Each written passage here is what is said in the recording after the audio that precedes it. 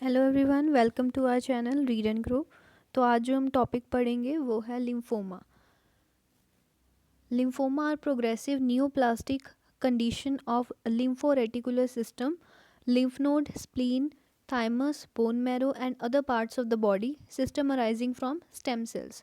So lymphomas are basically ये cancer है। Neoplastic इन्होंने क्लियरली बोला कैंसर है ये लिम्फो रेटिकुलर सिस्टम का। सिर्फ लिम्फ नोड्स का कैंसर नहीं है, पूरे जो रेटिकुलर सिस्टम है उसका कैंसर है। उस सिस्टम के अंदर क्या क्या आता है? लिम्फ नोड्स आते हैं, स्प्लीन आता है, थाइमस आता है, बोन मैरो आता है। तो ये सारी चीज़ें जो भी लिम्फो रेटिकुलर सिस्टम को बनाती हैं उन सब का कैंसर हो जाना, that is lymphomas. Okay, then it is third most common malignancy among children, and first leukemia, second brain and CNS malignant tumors, fourth neuroblastoma, third is Wilms, fifth is Wilms tumour. तो ये third most common malignancy है children के अंदर।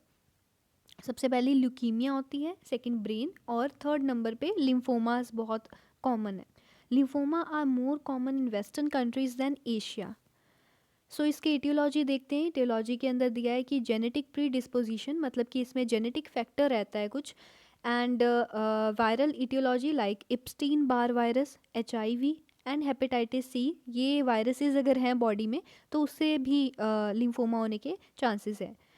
सोजरिन syndrome, अटैक्शिया, then उसके बाद H. Pylori में be associated with MALT lymphoma.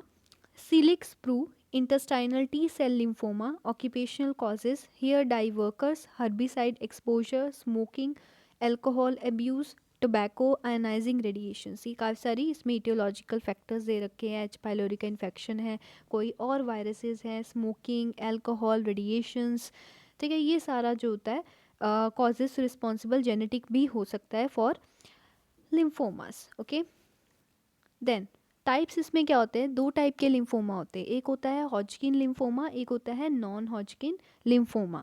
So most common type of lymphoma B cell lymphoma, T cell lymphoma.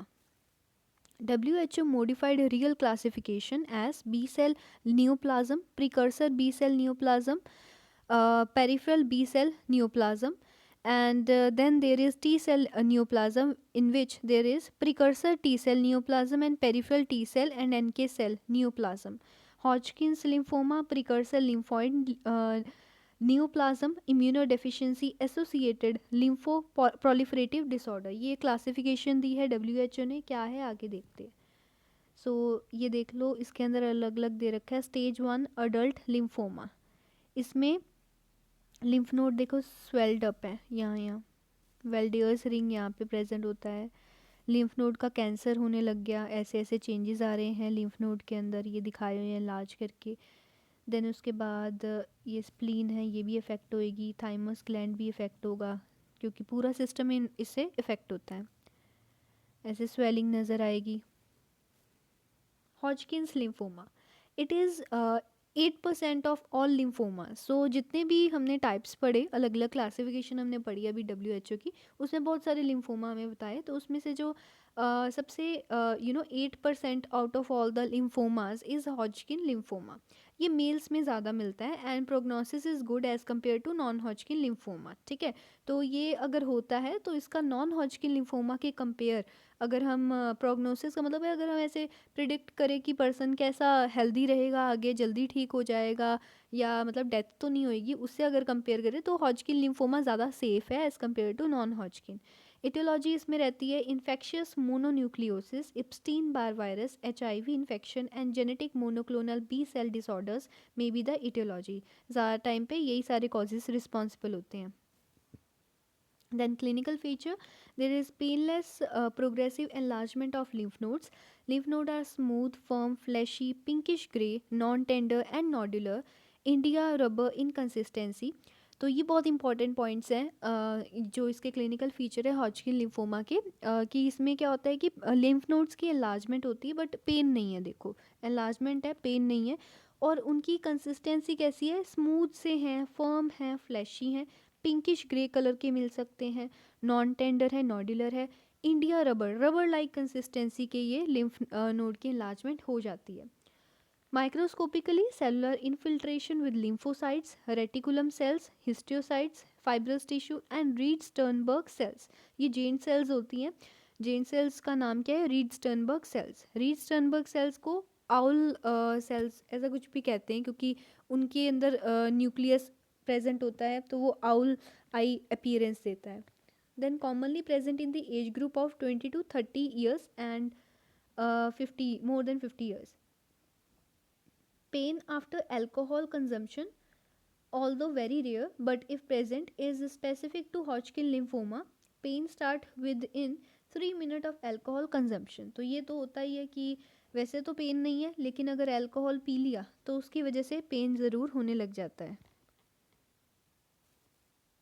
Then उसके बाद normal lymphocyte Reed Sternberg cell, ये जो आउल आई अपीयरेंस वाली सेल जो होती है वो ये है, इसमें प्रेजेंट होती है हॉजकिन लिम्फोमा में. कॉमन साइट होती है cervical lymph node and axillary mediastinal inguinal abdominal. ठीक है, तो ये स्वेलिंग हो गई. देखो स्पेसिफिक फ़ीचर और क्या मिल सकते हैं हमें इसके अलावा? हमने क्लिनिकल फ़ीचर देख लिए, लेकिन और भी कुछ हो सकते हैं फ़ीचर हमें मिले. तो क्या क्या होंगे? Nodular sclerosis is most common type. Contiguous lymph node are involve. आसपास के और जो लिम्फ नोड है वो भी इन्वॉल्व हो जाएंगे. स्प्लीनोमेगैली हो जाएगा. ठीक है, स्प्लीन एनलार्जमेंट हो जाएगी. हेपेटोमेगैली हो जाएगा. जॉन्डिस हो सकता है साथ में, कई रेयर 5% में. पैरा एओटिक लिम्फ नोड में भी enlarge. Ascites is not common. Pruritus हो सकता है. Then stage A, that is absence of constitutional symptoms. तो इसके अंदर क्या होता है? स्टेज बी सिम्टम्स होती हैं. स्टेज बी सिम्टम्स अगर हैं तो वो थोड़ा सीवियर माना जाती है स्टेज हॉजकिन लिम्फोमा की. अगर वो स्टेज बी सिम्टम एब्सेंट है तो उसको ऑलरेडी स्टेज ए मान लेते हैं. तो ये स्टेज बी सिम्टम है क्या? 3 सिम्टम होते हैं: fever, night sweat and weight loss. Fever, night sweat, weight loss, ये 3 सिम्टम जो होते हैं उनको कॉन्स्टिट्यूशनल सिम्टम्स कहा जाता है या स्टेज बी सिम्टम्स कहा जाता है. Mediastinal lymph node involvement may cause compression features like superior vena cava obstruction. Occasionally bones may get involved. तो हो सकता है बोन वगैरह भी इन्वॉल्व हो जाए, बोन मैरो वगैरह होता है तो उससे. बाकी इसमें क्लिनिकल स्टेजिंग दी हुई है इसकी. Confined to one group of lymph node तो उसे स्टेज 1 कहेंगे. एक से ज़्यादा ग्रुप हैं और एक ही साइड ऑफ डायफ्राम पे प्रेजेंट है तो उसे स्टेज 2 कहते हैं. स्टेज 3 जिसमें लिम्फ नोड दोनों साइड के डायफ्राम्स में फैल गए इन्वॉल्व है. Then stage 4 extra nodal involvement, जैसे कि लीवर, बोन मैरो वगैरह involvement. Suffix S, spleen involvement. Suffix A, absence of constitutional symptom. Suffix B, presence of constitutional symptom. तो उसके अलावा और भी इन्होंने स्टेजिंग बताई है.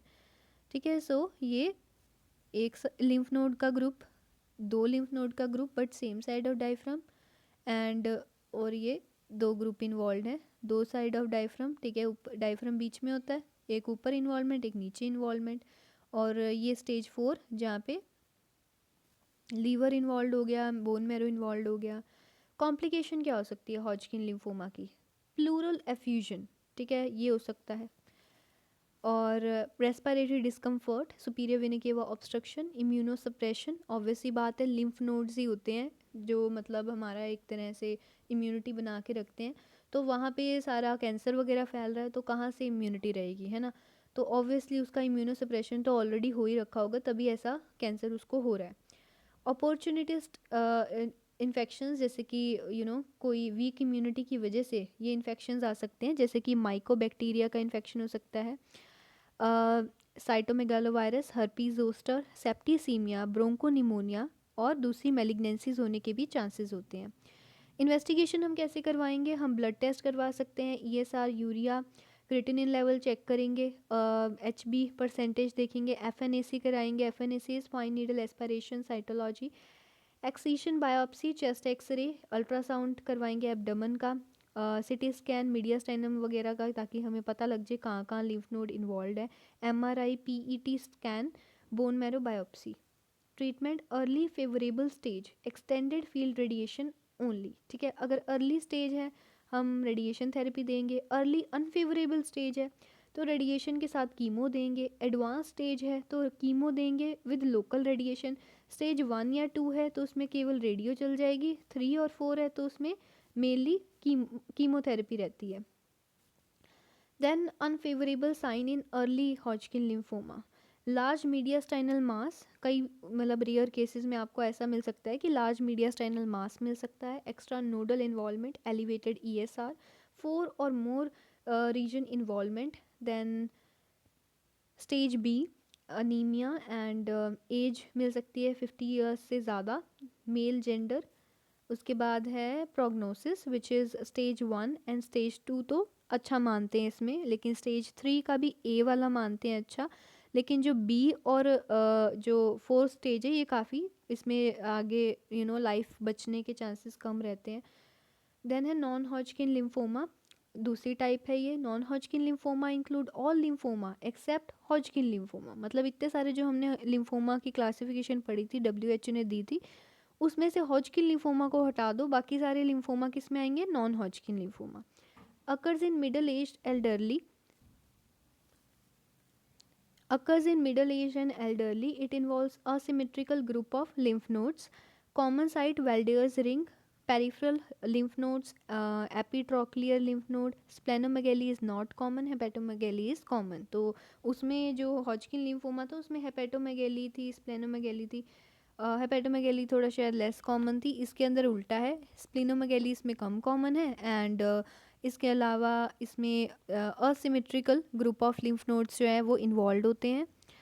नॉन हॉजकिन लिम्फोमा में और है वर्टिब्रल इन्फेक्शन भी मिलता है ज़्यादा। Small bowel lymphoma usually, non Hodgkin lymphoma secondary infection. Weight loss, immunosuppression is more common. Weight loss भी है, सेकेंडरी इन्फेक्शन भी है और इम्यूनोसप्रेशन भी है। Main difference between Hodgkin and non Hodgkin lymphoma is the presence of Reed Sternberg cell. These cell only present in Hodgkin lymphoma. Treatment is mainly chemotherapy. जैसा मैं already बता चुकी हूँ कि हॉजकिन लिम्फोमा में हमने एक स्पेशल जीन सेल पढ़ी which is Reed Sternberg cell. ये जो रीड स्टर्नबर्ग सेल है क्या आउल आई अपीयरेंस की होती है, ठीक है, तो इसलिए उसको रीड स्टर्नबर्ग सेल कहते हैं। एक मतलब जेंट सेल होती है, वो हॉजकिन में ही पाई जाएगी, नॉन हॉजकिन में नहीं होती। तो ये एक बेसिक डिफरेंस होता है जो कि आपको पता होना चाहिए, ठीक है। एंड ट्रीटमेंट जो है मेनली वो है कीमोथेरेपी पसंद किया जाता है for non Hodgkin lymphoma. And इसके भी टाइप्स होते हैं नॉन हॉजकिन के, जैसे नोडुलर हो जाएगा, फॉलिकल्स होंगे, diffuse lymphocytic, undifferentiated histiocytic type हो सकता है। पैथोलॉजिकल क्लासिफिकेशन में जैसे बी सेल टाइप हमने पढ़ा था, स्मॉल लिम्फोसाइटिक, फॉलिक्यूलर, इसमें मतलब अलग सब क्लासिफिकेशन है, इतना इसको नहीं पढ़ते। एंड टी सेल टाइप आ गया, तो बी और सी टी सेल तो हमने पढ़ा ही था। देन इसमें कौन सी होम्योपैथिक मेडिसिन हमारी अच्छी है, आर्सेनिक है, आर्सेनिक आयोडेटम है, ब्राइटाकार्ब है, कैलकेरिया फ्लोर, आयोडेटम काली का ही कुछ है part, then natrum mur, then thuja, syphilis, ये सारी मेडिसिन इसमें दी हुई है। So that's all about lymphoma. Thank you so much for watching and please like, share, subscribe. Thank you.